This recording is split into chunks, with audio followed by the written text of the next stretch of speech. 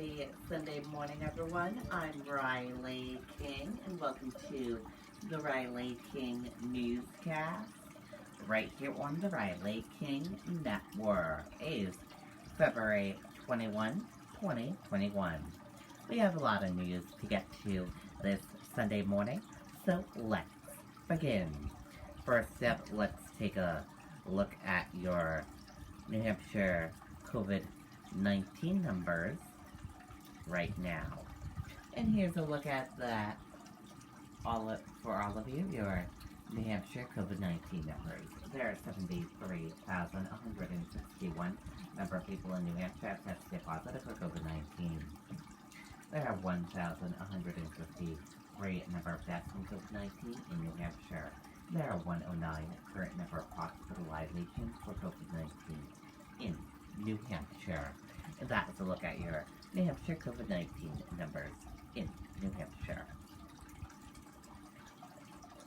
New Hampshire reports one new COVID-19 death as hospitalizations continue to drop. Let's take a listen to that video from WR News 9. Why buy a new Ford from Plymouth Ford? Because we stand behind them all with a 20-year, 396 new cases to report tonight. That pushes the total so far past 73,000. There is one new death. The state says the person was living at a long-term care facility. A slight increase in current cases. We are up 25 from yesterday, but there is a drop in hospitalizations. New Hampshire now at its lowest rate since November 19th. Okay, and there you go on that video and that report.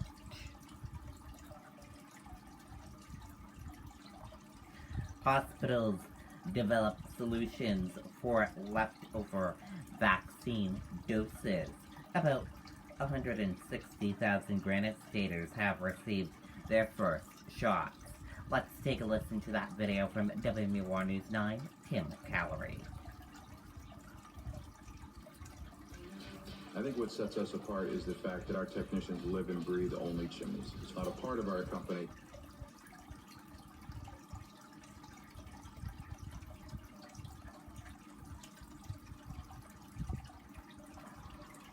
Well, there's always cases when people may cancel their appointments, or there could just be more doses than people at these clinics. Officials who run these sites say they will never throw away extra doses. Instead, they each kind of rely on their own system to get those doses into arms as soon as possible. Getting every Granite Stater a vaccine who wants one has been quite the undertaking, says Will Owen of Memorial Hospital in North Conway. We are vaccinating people as efficiently as we can and as safely as we can. Owen says each day his team is learning how to tackle new challenges with this process, including how to handle extra COVID-19 doses. We go through a very specific algorithm. If there are leftover doses, Owen says the clinic will first call people in the Phase 1A category who may have missed their appointment. Then they move on to Phase 1B, and then people who may have appointments scheduled for a later date. We then randomly pick a list of 10 to 15 names. We usually don't need more than 10 off that list that can respond within half an hour, because we're at the end of the day and due to vaccination expiring. Similar steps are taken at Littleton Regional Healthcare. So each day that there's any additional doses available, we've been going to that cancel list and contacting those patients to see if they've had a vaccine or if they still need a vaccine. The hospital also reaches out to people who have appointments in other months, essentially creating a domino effect. That will open up an appointment slot for somebody who maybe hasn't even been able to schedule at this point. And as for those state-run sites, officials say they don't really have a waiting list, but when they do have extra doses, they will call people who are currently eligible for a vaccine. Tim Callery, WMUR News 9. Okay, and there you go on that video and that report. Victim's family still seeking justice 1 year after Manchester homicide. Let's take a listen to that video from WMUR News 9, Jessica Moran. Winter weather has arrived, and Beltate's Building Supply is here to help you get through it.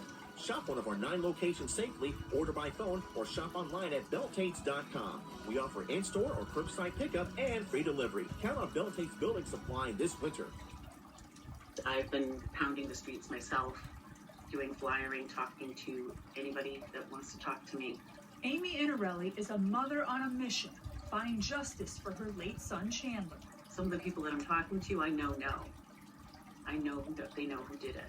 A year ago, 22-year-old Chandler Inarelli was shot to death in Manchester while he was waiting for his girlfriend and newborn son. He had his baby boy, and that's all that he ever wanted in his whole entire life was to be a dad. And that was ripped away from him 3 months later. To mark the 1-year anniversary of his passing, the community held a candlelight vigil at Chandler's favorite basketball court. His mother still regularly puts up flyers asking for people to report information about who shot her son. The state attorney general's office will only say the investigation is active and ongoing. It's frustrating because information is only fed one way, so I'm in the dark. Amy says while investigators don't share much, people on the street do talk, but not to the right people.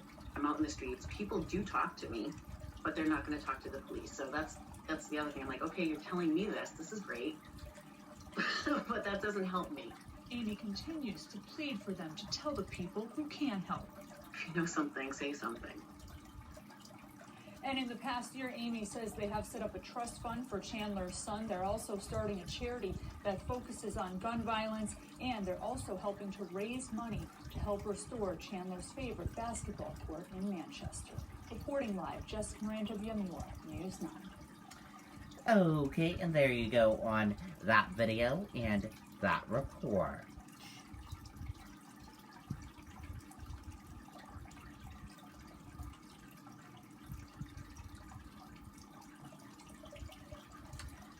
Entire school board resigns over comments bashing parents.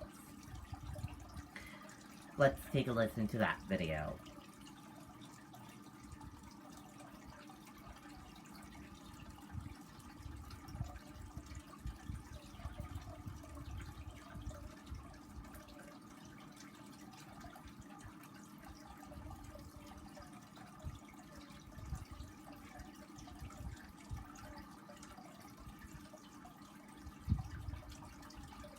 And it looks like we're having technical difficulties with that video.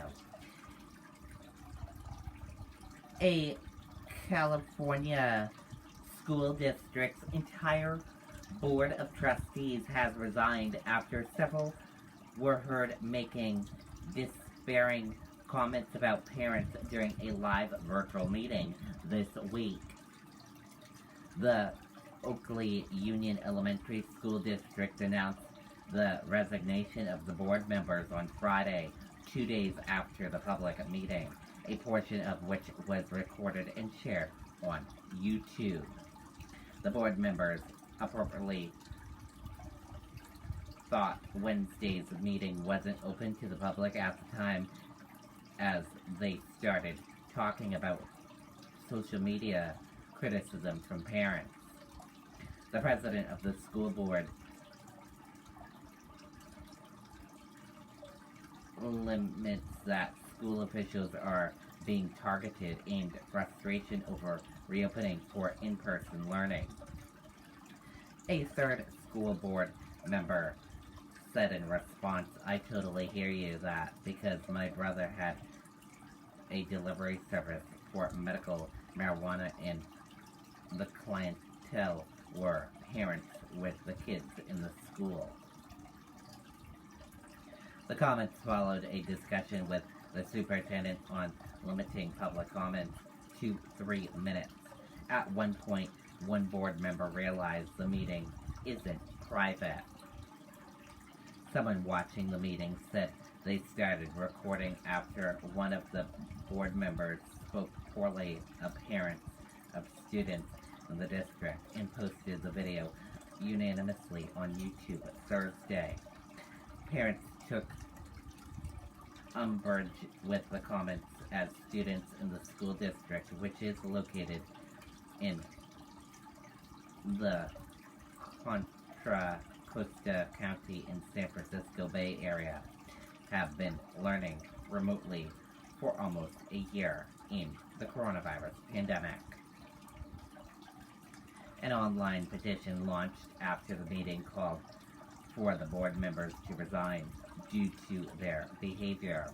The mayor of Oakley also weighed in, saying in a statement to East County Tuesday that the board members should do the right thing and step down.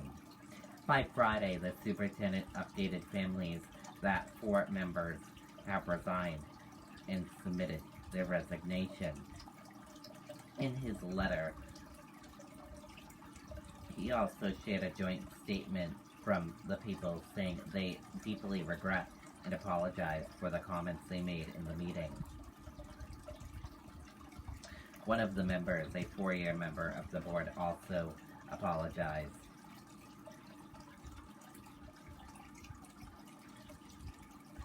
And that does it for this morning edition of the Riley King Newscast, right here on the Riley King Network.